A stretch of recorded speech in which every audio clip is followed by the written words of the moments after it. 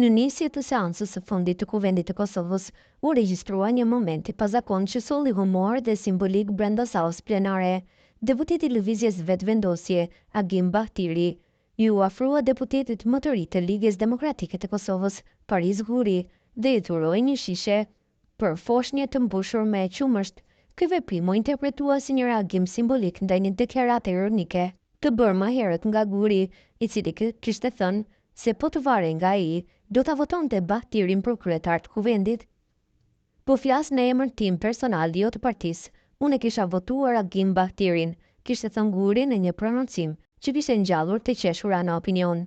Veprimi i Bahtirit që u pa nga shumë si një shaka politike, u konfirmu më vonë nga vetë deputeti i Lëvizjes Vetëvendosje. Po ja kam dërguar cucllum Parisit, sa Bahtiri për media, duke shtuar me ironi dhe me ton shpotitës. Më ka nderu. Kjo deklaratë e tij le të kuptohet se dhurata ishte një përgjigje në të njëjtën frymë, një gest simbolik për të përshëndetur deklaratën që ai e cilësoi si nderim. Paris Guri e pranoi veprimin me qetësi dhe sportivitet, duke mos reaguar ndaj gestit, madje u pa duke buzëqeshur, ndërsa pas disa minutash e hodhi shishen në shportën e mbeturinave, një veprim që u interpretua si një tjetër mesazh ironik dhe pjesë e së njëjtës lojë politike.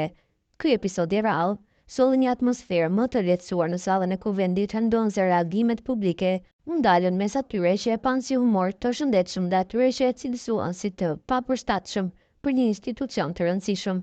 Megjithatë, kjo skenë ka ngjallur interes të madh në rrjetet sociale dhe ka krijuar hapësirë për diskutime më pak serioze në një ambient shpesh të ngarkuar me tensione politike, ku për të disa të herë edhe këtë ditë dështoi konstituimin dhe votimi e Albulena Haxhiut si kryetare e Kuvendit, duke mbajtur ende peng zhvillimin e institucioneve të reja të Kosovës.